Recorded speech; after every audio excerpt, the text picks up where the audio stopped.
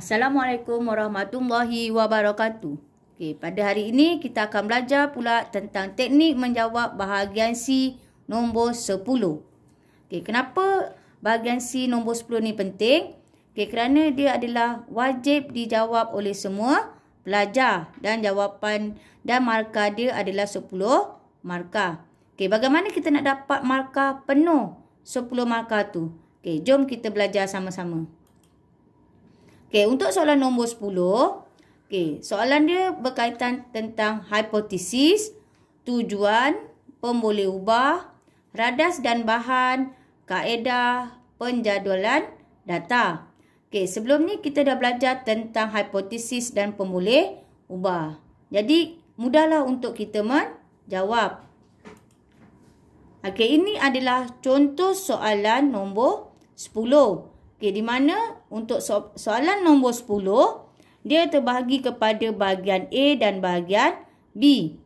Okey, jadi dapat soalan ni, selalu cikgu ingatkan kepada pelajar supaya kita bahagikan kepada dua bahagian. Iaitu bahagian A berkaitan tentang ke atas ni sahaja.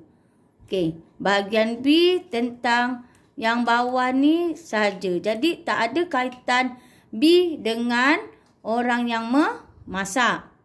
Okey, contoh kat sini. Siti sedang memasak dan mengacau masakannya dengan menggunakan sendok besi.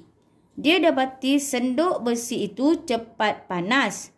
Kemudian dia menggunakan sendok kayu dan mendapati sendok kayu itu lambat menjadi panas. Situasi ini menunjukkan kekondisian haba bergantung kepada jenis bahan yang digunakan. Jadi untuk penyataan ini, dia adalah hanya untuk bahagian A. Jadi bahagian B tak ada lagi tentang Siti. Okey, ingat A berkaitan dengan yang atas, B hanya pada penyataan yang diberi.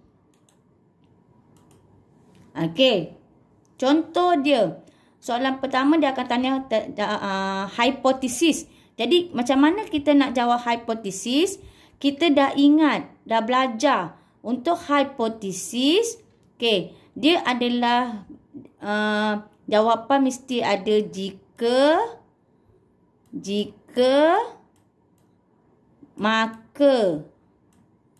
Betul, jika, maka. Okey. Okey, jadi jika PDM, maka PBB. Jadi kat sini kita kena cari dulu yang mana satu PDM. PDM benda yang berbeza. Iaitu kita tahu kat sini ada sendok besi dengan sendok kayu. Jadi itu adalah PDM dia. Jadi apa hasil dia untuk cari PBB? PBB adalah hasil, betul? Jadi kita cari hasil dia, sebenarnya dia nak tahu panas, betul? Sendok besi cepat menjadi panas. Okey, jadi yang ni adalah dia punya PBB. Okey, jadi kita nak buat macam mana? Jika, maka. Kita tengok contoh-contoh jawapan kat bawah ni. Okey.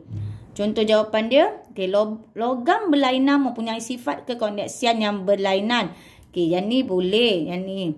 Okey, kalau yang paling mudah, kita tengok saja dekat penyataan dan keluarkan PDM dengan PBB.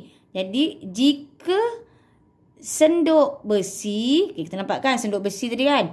Sendok besi dengan sendok kayu, betul? Jadi, jika sendok besi, maka kekondisian haba baik. Okey, mana kita dapat kekondisian haba ni? Dekat sini. Okey, ini adalah PBB yang tak nampak, betul? Okey, yang lain pula. Jika logam ataupun jika sendok besi, maka cepat panas. Okey, yang ini adalah dekat situasi yang diberi. Yang ini adalah paling mudah kita jawab. Tengok dia pada soalan, terus boleh jawab hipotesis. Okey, itu yang pertama. Okey, tengok. Yang kedua. Okey, tentang A dah habis, lepas tu yang B betul.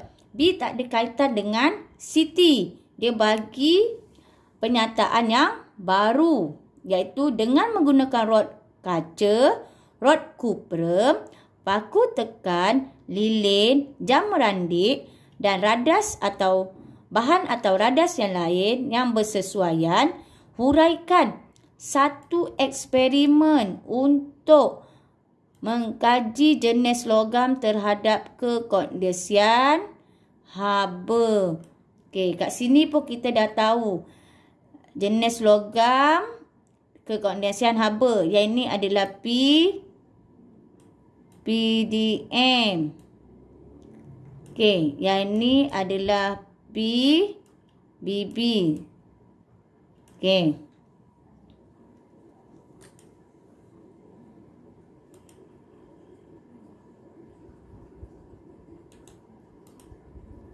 Okey, soalan B1 dia tanya tentang tujuan.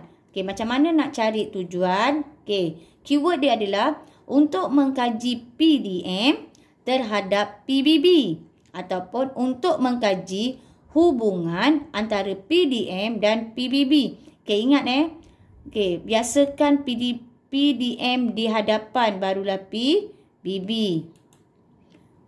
Okey, macam mana jawapan dia? Okey, PDM kita dah tahu jenis logam ataupun rod kaca ataupun rod kuprum. Okey, ini juga kita tahu dia adalah PDM sebab dia berbeza. Okey.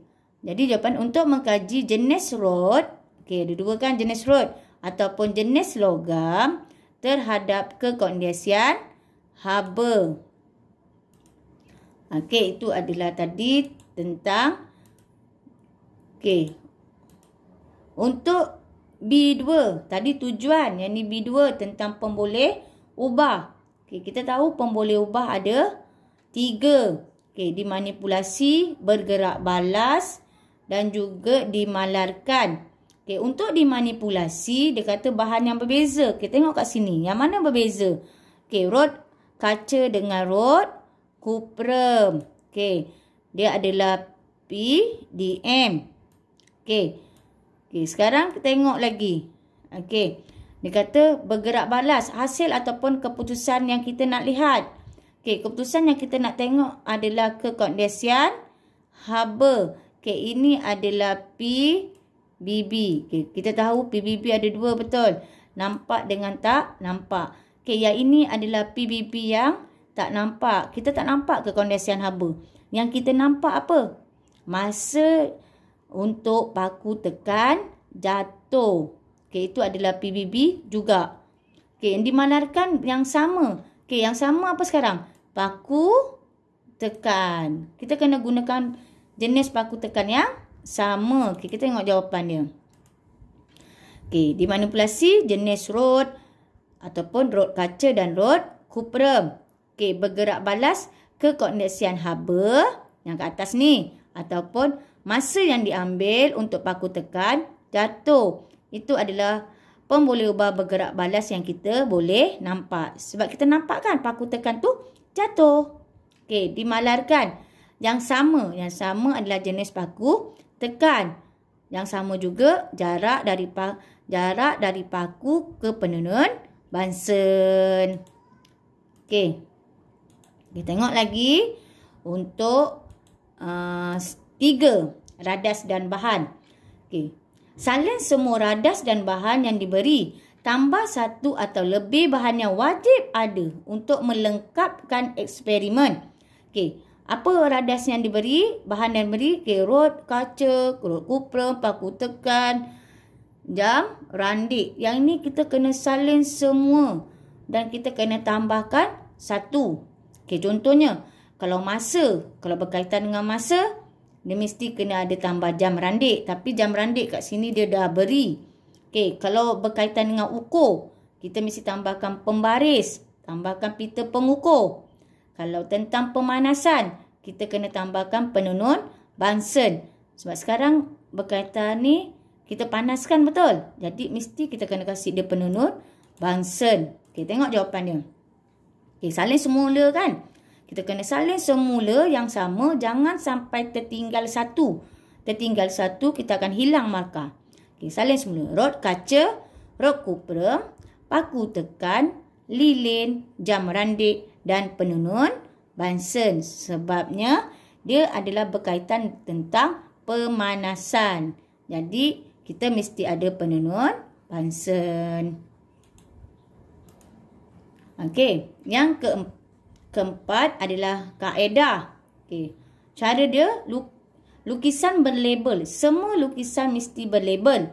Sekurang-kurangnya akan dapat 2 markah, di mana markah tersebut adalah pemboleh ubah dimalarkan dengan pemboleh ubah dimanipulasi. Okey, nampak sini. Okey, jenis paku tekan ada lukis betul. Okey, tadi jarak dengan penulisan ada juga lukis, dah dapat markah kan. Lepas tu PDM. Dia kata rod kuprum, rod kaca. Okey, kat sini kita dah dapat 2 markah. Okey, untuk kaedah markah dia adalah 4. Okey, lepas tu cara nak buat penulisan, okey, mesti ceritakan pemboleh ubah dimalarkan, ceritakan juga pemboleh ubah dimanipulasi dan ceritakan juga cara melengkapkan eksperimen iaitu tentang pemboleh ubah bergerak balas, bagaimana pemerhatian, mengira, mengukur dan perhatikan serta catatkan pemboleh ubah bergerak balas. Okey, contoh dia. Okey. Sediakan radas dan bahan seperti di atas. Maksudnya kita dah lukis yang cantik, labelkan. Okey. Letakkan paku tekan menggunakan lilin pada rod besi dan panaskan rod tersebut. Okey, ini adalah penceritaan untuk melengkapkan pemboleh ubah. Yang atas ni berkaitan penceritaan. Yang atas ni sama. Sebab kita dah lukis. Okey, lepas tu catat masa paku tekan jatuh. Ulang langkah 1 hingga 3 dengan menggunakan rod kuprum. Okey, rekod masa yang diambil dalam penjadualan data. Okey, cukuplah 4 markah. Kat sini dapat lagi markah. Okey, dapatlah 4 markah. Okey, last sekali adalah tentang penjadualan data. Okey, untuk penjadualan data, kita mesti tahu PDM dengan PBB. Sebab sebelah kiri adalah PDM, sebelah kanan adalah PBB. Jadi ke atas ni kita kena tulis jenis. Okey, jenis rod. Okey. Okey, yang kat sini kita tulis masa yang diambil untuk paku tekan jatuh. Okey, yang kat sini kita akan tulis rod kaca dengan rod, salah, rod kuprum. Okey, ni rod kuprum Okey, lepas tu yang data kat sini kita kena kosongkan. Jangan tulis apa-apa. Sebab kita baru merangka eksperimen. Belum lagi membuat. Okey. Sampai situ saja untuk cara menjawab bahagian C soalan nombor 10. Mudah kan untuk dapat markah penuh 10 markah. Okey, kita jumpa lagi pada soalan yang lain pula. Okey, bye. Terima kasih.